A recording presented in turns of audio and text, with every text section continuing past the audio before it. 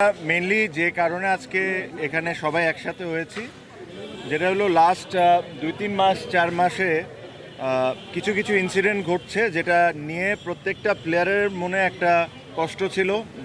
Players war extremely upset যে যে ধরনের বিহেভিয়ার অথবা যে ধরনের কাজকর্ম হচ্ছিল। আমি 2-3টা পয়েন্ট আপনাদের সাথে শেয়ার করতে পারবো।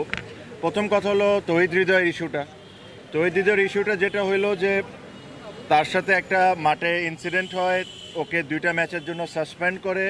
যখন 2টা ম্যাচের জন্য তাকে যখন সাসপেন্ড করে, তখন কিন্তু কোনো প্লেয়ার বা কেউ এটা নিয়ে কোনো কথা বলেন নাই।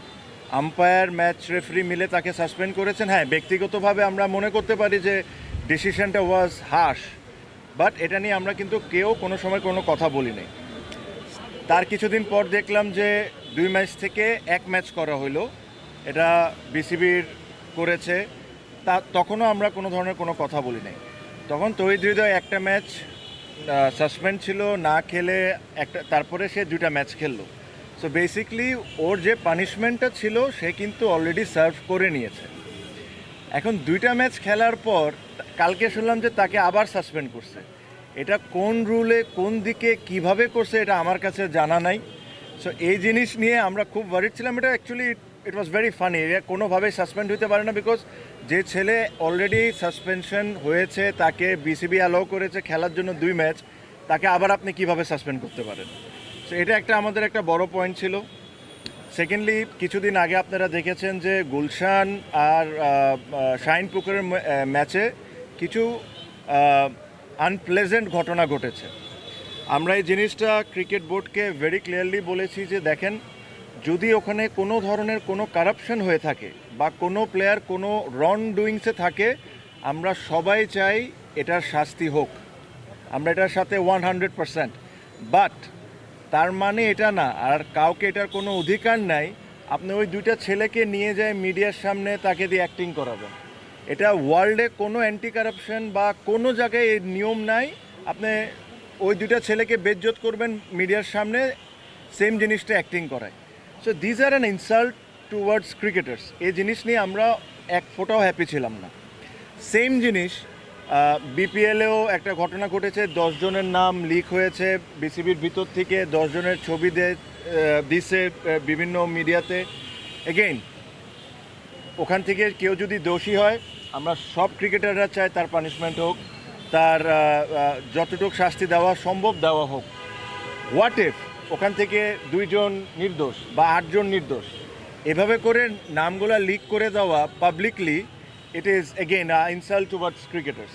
সো এই প্রত্যেকটা জিনিস নিয়ে আমরা খুব ওয়ারিড ছিলাম, because we believe that Bangladesh ক্রিকেটে দ্য বিগেস্ট স্টেক হোল্ডার্স আর ক্রিকেটার্স। অ্যান্ড আপনি ক্রিকেটার্সদেরকে যদি এভাবে ট্রিট করা শুরু করেন, অ্যান্ড ইটস অ্যাকচুয়ালি নট ডান।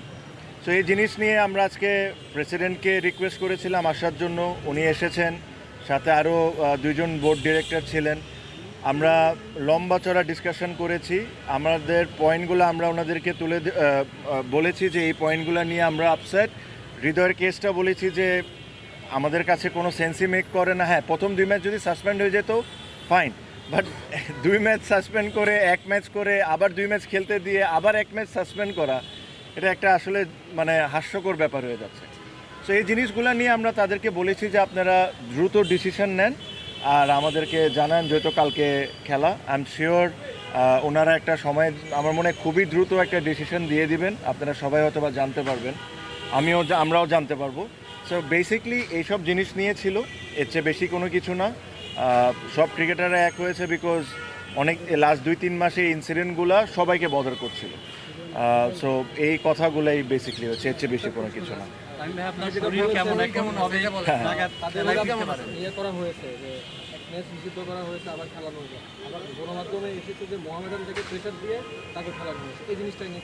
ভাইয়া, মোহামেডান থেকে প্রেশার দিয়ে খেলানো হয়েছে কি হয় নাই এ কথাটা ইম্পর্টেন্ট না। তাকে কি বিসিবি খেলতে অ্যালাউ করেছিল?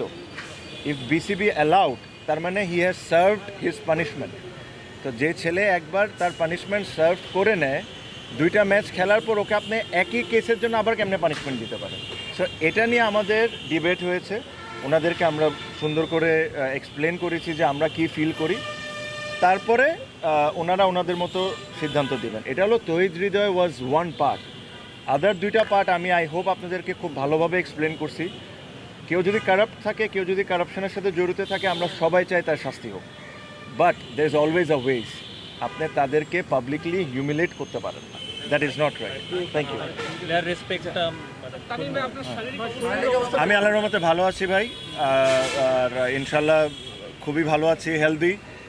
আর সবাইকে আপনাদেরকে থ্যাংক ইউ যে আপনারা সবাই দোয়া করছেন ভাই। 3 মাস পর ইনশাল্লাহ। Thank you.